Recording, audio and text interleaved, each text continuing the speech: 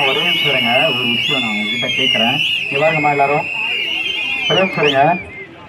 இப்போ ஒரு அரசாங்கம் இருக்குல்ல, அரசாங்கம் இருக்குன்னா ஒவ்வொரு அரசாங்கத்துல ஒவ்வொரு அரசு அதிகாரி இருப்பாங்க. ரேஷன் கடைக்கு போனீங்கன்னா அவர் அந்த இடத்துல வேலை செய்யறாரா, அவரு அரசு அதிகாரி. அதே மாதிரி போலீஸ் ஸ்டேஷன்ல ஒருத்தர் வேலை இருக்காருன்னா நாங்க வேலை செய்யற எல்லாரும் அரசு அதிகாரிகள் தானே. அவங்களுக்கு எல்லாம் சம்பளம் யாரு கொடுக்குறாங்க? கவர்மெண்ட் கொடுக்குறா. கவர்மெண்ட்டுக்கு அந்த காசு எங்க இருந்து வருது? உங்க காசு தானே, நீங்க வரியா கட்டுற காசு தானே. அந்த வரி பணத்தை நீங்க எப்படி கட்டுறீங்க? ஒரு சோப்பு வாங்கினாலும், சீப்பு வாங்கினாலும், நெருப்புக்கு வாங்கினாலும், செருப்பு வாங்கினாலும், துணி எடுத்தாலும் நம்ம வரி காசு கட்டுறோமா? அந்த காசெல்லாம் நமக்கு எங்க இருந்து வருது? நாம கஷ்டப்பட்டு 100 ரூபாய்க்கு 200 ரூபாய்க்கு இந்த காட்டுலயும் மேட்டுலயும் ரத்த சிந்தி வியர்வை சிந்தி உழைக்கிறோமா? எவ்வளவு கடுமையான வெயில உழைக்கிறோமா? சரி, இப்ப ஒரு கம்பெனில ஒருத்தர் சம்பளம் கொடுக்குறாங்க, யாரு முதலாளி? சம்பளம் கொடுக்குறவங்க. அரசாங்கத்துக்கு யாரு சம்பளம் கொடுக்கறது? நீங்க தானே முதலாளி. ஒருத்தர் ஒழுங்கா வேலை செய்யலன்னா யாரு கேள்வி கேட்கணும்? முதலாளி தானே கேள்வி கேட்கணும். நீங்க கேள்வி கேட்கறீங்க. யாராவது வந்தா யாராவது இது வரைக்கும் கேள்வி கேட்டிருக்கீங்களா? எங்க போனாலும் நாம அரசு அதிகாரிகளுக்கு கையை கட்டிக்கிட்டு பயந்துகிட்டு தான் நிக்கிறேன். இந்த நிலைமை மாறணும். நீங்க துணிச்சலா எல்லாரும் கேள்வி கேட்கலாம். அதுக்கான உரிமை உங்களுக்கு இருக்குமா? அதெல்லாம் உங்களுக்கு நீங்க தெரிஞ்சு தெரியாமலே இருக்கீங்க. எதிர்த்து நீங்க கேள்வி கேட்கலாமா? உங்களை பாதுகாக்கிறதுக்கு சட்டம் இருக்குது, புரியுதுங்களா? எதிர்த்து கேள்வி கேட்கறப்ப உங்களை ஒருத்தர் தடுக்கிறானா சட்டத்தின் மூலமா நீங்க அவன் மேல கேஸ் போடலாமா? பயந்துட்டு எல்லாம் இருந்ததுன்னா சொல்லலாம். இவங்க கடைசி வரைக்கும் நம்மளை இப்படிதான் கையை கட்டி குடிஞ்சு அவங்களுக்கு பதில் சொல்ற மாதிரி ஆக்கி வச்சுருவாங்க.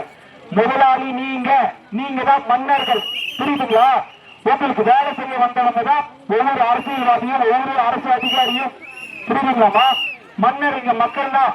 ஆனா இந்த ரெண்டு கட்சியும் அவங்க மன்னர்கள் மாதிரியும் நம்மள ஏதோ வேலைக்காரங்களை மாதிரி நடத்திட்டு இருக்காங்க, புரியுதா? உங்களோட அடிப்படை தேவையான ஒவ்வொரு குடும்பத்துக்கும் அடிப்படை தேவையான வீடு, கழிப்பறை வசதி, நீர் வசதி, மின்சார வசதி, போக்குவரத்து வசதின்னு சொல்லி இப்படி இருக்க எல்லா அடிப்படை வசதியும் செஞ்சு தருவது ஒரு அரசாங்கத்தோட அடிப்படை கடமைமா. அடிப்படை கடமைனா குறைஞ்சபட்சம் ஒரு சாதாரணமான கடமை. இதெல்லாம் பண்ணி தரணும். அதுக்கு அடுத்தபட்சமான மற்றதை பத்தியெல்லாம் அவங்க யோசிக்கணும். இதை கூட 50 வருஷமா செஞ்சு தரணும். அவங்களா என்ன அரசாங்கம் என்ன நடத்துறாங்க? அவங்க திரும்ப ஒரு முறை நமக்கு வேணுமா? திரும்பவும் அவங்களை ஓட்டு கேட்டு வந்தாங்கன்னா அவங்களை பார்த்து கேள்வி கேட்கணும். என்னன்னு கேள்வி கேட்பீங்க? எவ்வளவு காசு தருவீங்க, எப்ப தருவீங்க கேட்பீங்களா?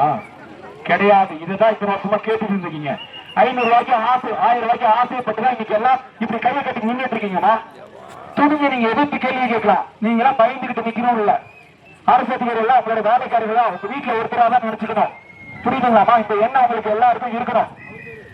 நம்மளெல்லாம் யாரும் ஒண்ணும் பண்ணிட முடியாது. துணிஞ்சு கேள்வி கேளுங்க, புரியுதா? பயந்துகிட்டுலாம் இருக்காதீங்க. ஒரு வீட்டுல ஸ்டிக்கர் ஓட்டுறதுக்கு வேணாம் சொல்லிருக்காங்க. இந்த திமுக கட்சிக்காரங்க அடிச்சிருக்காங்க அந்த வீட்டுல இருக்கவங்கள. இப்போ இந்த தேர்தல் அப்ப நடந்திருக்கு, புரியுதுங்களா? இதெல்லாம் நாம எதிர்த்து கேள்வி கேட்கணும். இந்த துணிச்சலை விட்டதுனால அவங்க இந்த மக்கள் இன்னைக்கு கொடுமை பண்ணிட்டு இருக்காங்க.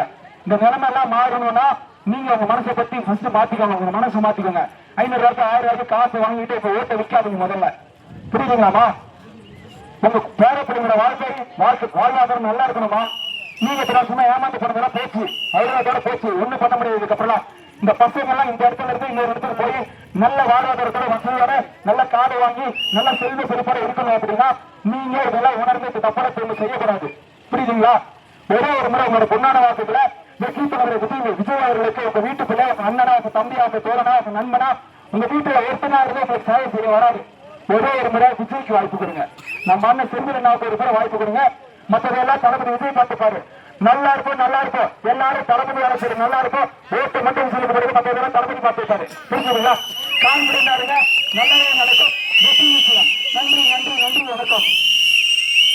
சரிங்க, நான் வண்டியில் போலாம். தேங்க்யூ ரொம்ப நன்றி எல்லாருக்கும். 7 நேரம் நீங்க எங்களுக்கு நன்றி ஆதரவு கொடுத்தது